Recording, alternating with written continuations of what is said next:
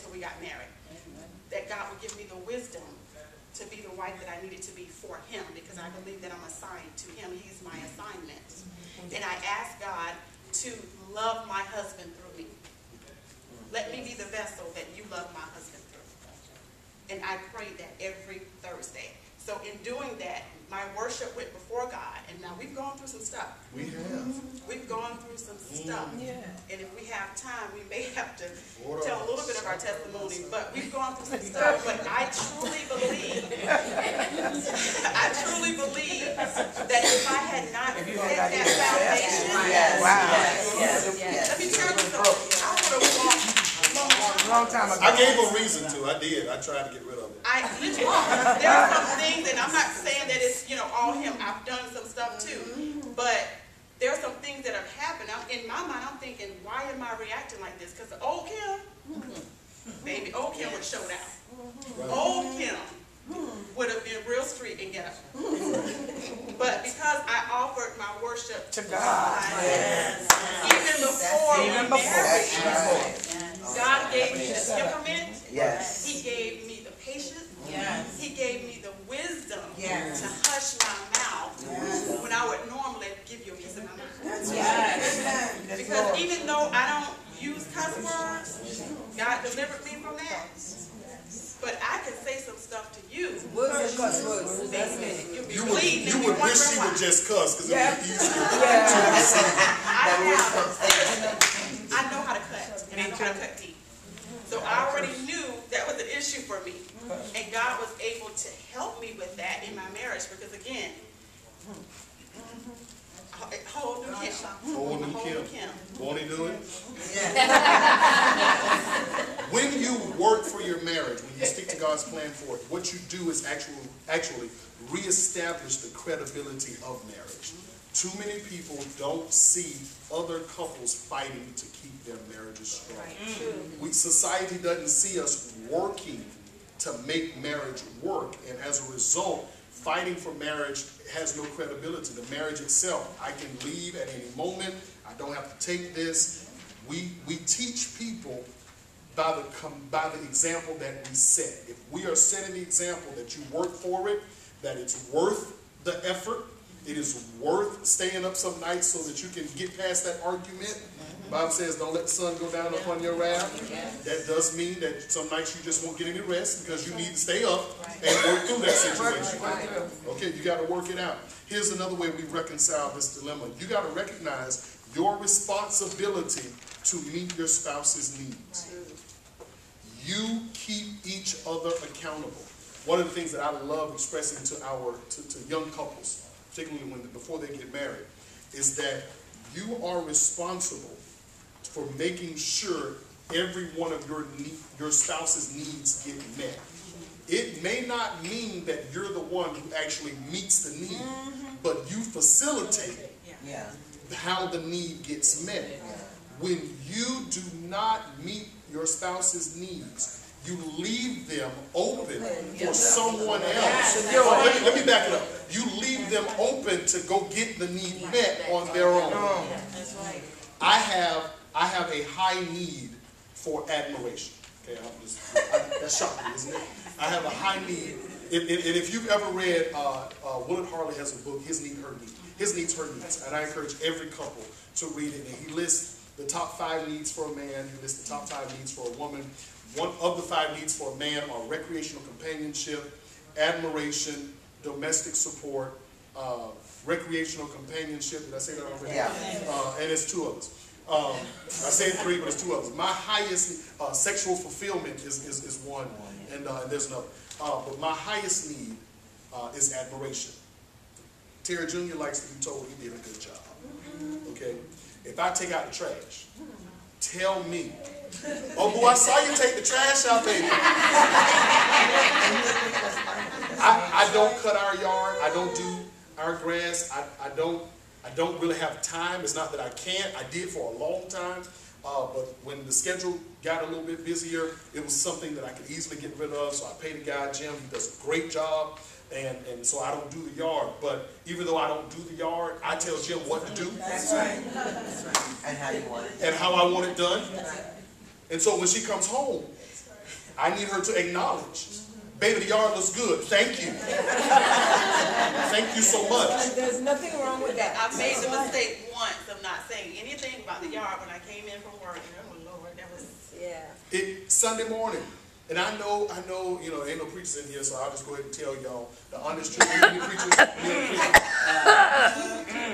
Oh Lord.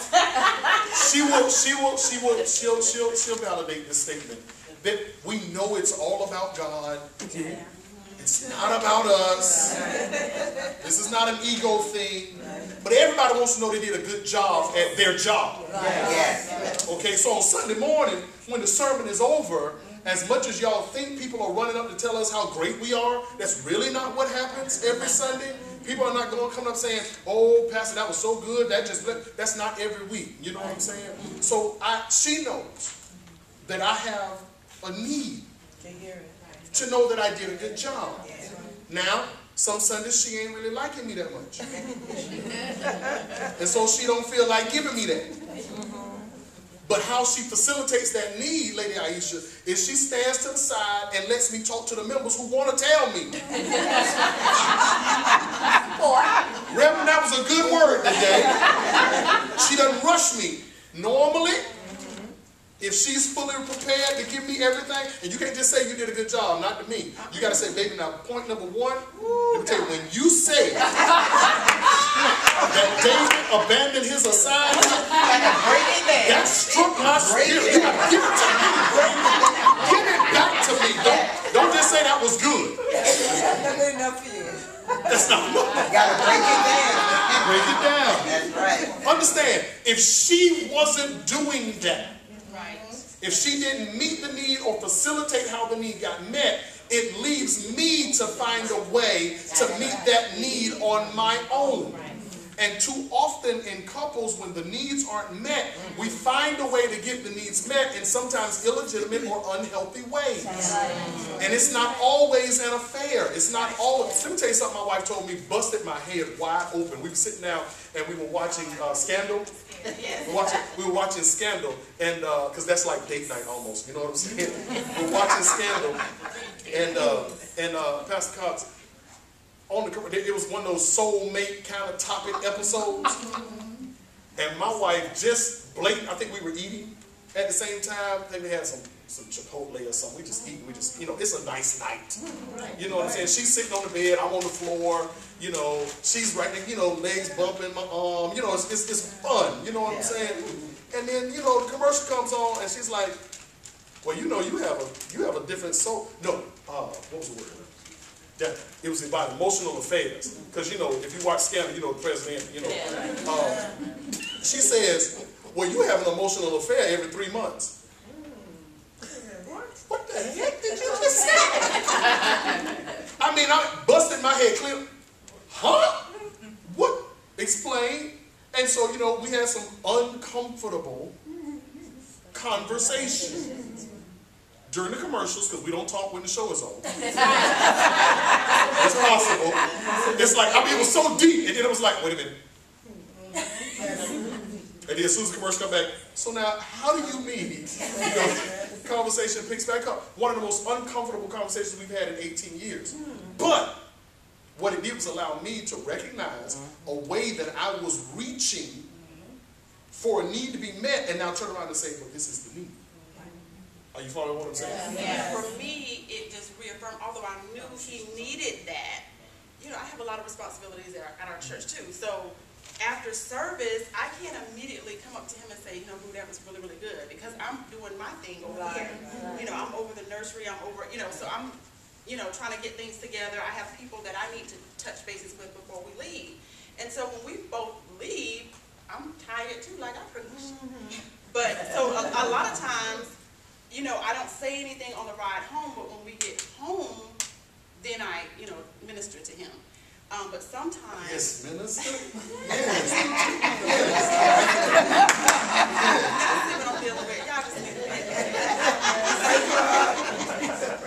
But if I neglect to do that, or if I get so busy in my own activities that I don't, let him know what I thought of the sermon, then it opened that door for him to go to someone else to get that.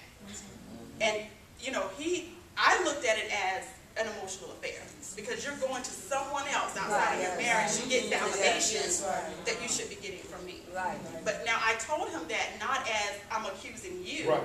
I told him as, you know what, I recognize that I haven't been giving you what you need. Exactly.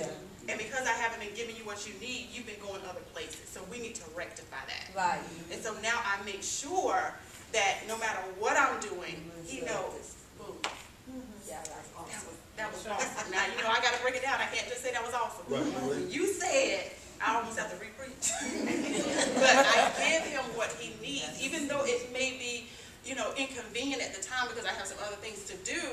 I make time for that because I don't want him to have to seek that from anyone else.